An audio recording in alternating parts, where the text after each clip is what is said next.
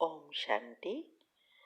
हाँ, कई बार हम प्रश्न के उत्तर में कहते हैं कि आप YouTube पर हमारे चैनल पर जाओ और प्लेलिस्ट में आपको सब कुछ ग्रुप वाइज मिलेगा। लेकिन कईयों की कंप्लेन होती है कि हम उसको प्लेलिस्ट में जाने का समझ नहीं आ रहा है और या नहीं जा रहे हैं। तो उसके लिए मैंने यहाँ विधि बताई है कैसे चैनल खोलनी है और कैसे आप प्लेलिस्ट में जाके चूज कर सकते हैं। तो प्लीज़ ये विधि फॉलो करो। ओम शांति। अगर आपको मेडिटेशन और हेल्थ की बातों को अच्छी रीति समझना है तो यूट्यूब चैनल है शिव शक्ति मेडिटेशन बीके कुसुम। फिर सब्सक्राइब करेंगे और जो लक्ष्मी नारायण का आइकॉन है उस पर टच करेंगे तो हमारी चैनल खुल जाएगी। वहाँ प्लेलिस्ट में आपको सब कुछ ग्रुप वाइज मिलेगा। साथ साथ लाइक शेयर और कमेंट भी कीजिए। इससे आपका दुआ का खाता बढ़ेगा, बुद्धि का ताला खुलेगा और आप जल्दी जल्दी आगे बढ़ सकोगे। ओम शांति। ओम शांति।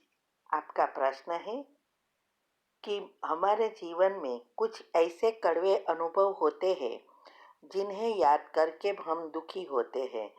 उन्हें हम याद भी नहीं करना चाहते, पर बार बार वह हमारे मानस पटल पर स्मृतियाँ कड़वी आती है।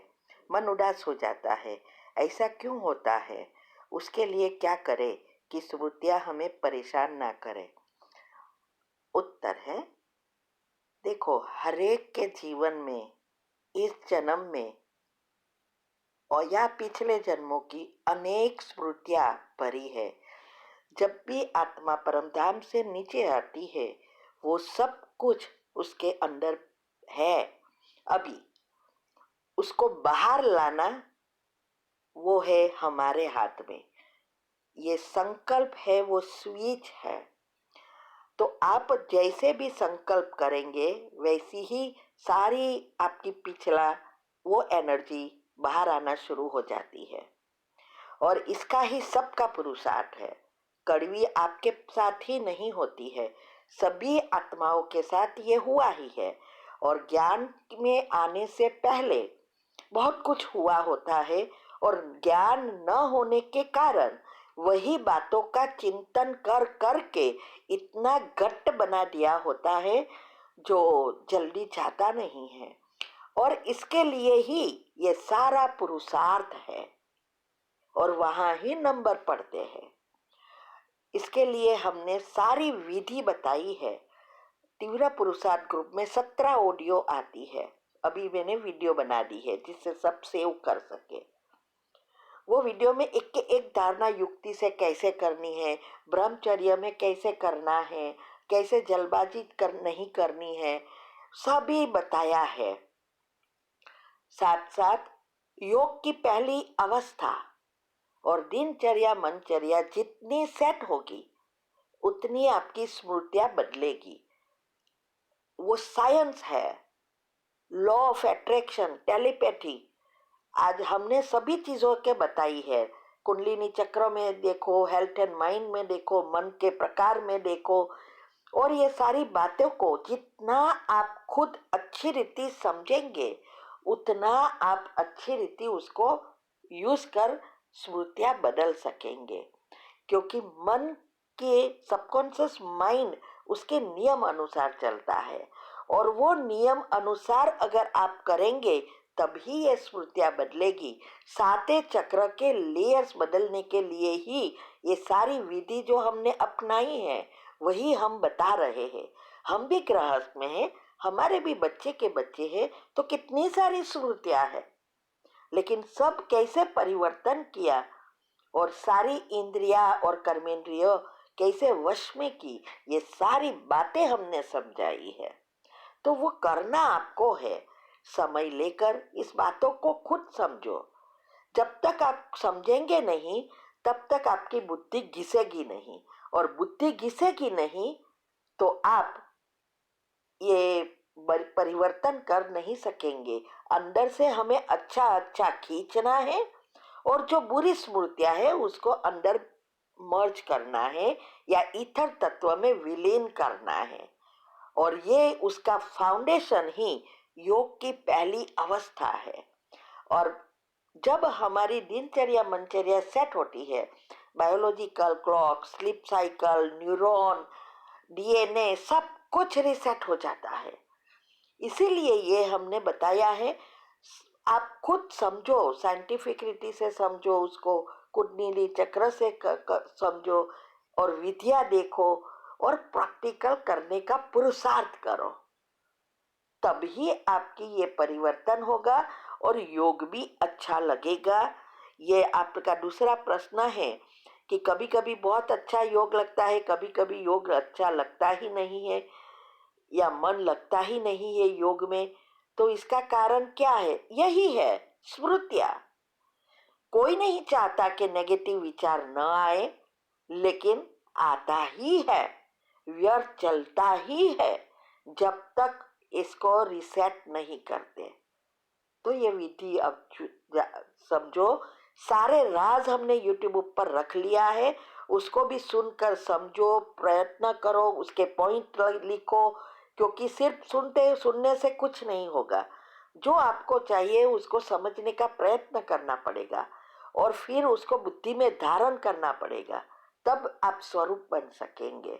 तो ये सारी बातों को आप खुद मनन करना सीख जाओ, क्योंकि हमने आपको तैयार करके माल दे दिया है। अभी उसको यूज करो, मंथन करो और इस मंथन जो हमने किया है उसके ऊपर और डेप्थ में जाने का प्रयत्न करो। लेकिन ये सब का फाउंडेशन दो ही चीज है जो मैंने अगले प्रश्न में बताया। ठीक है? ओम शांति। ओम शांति।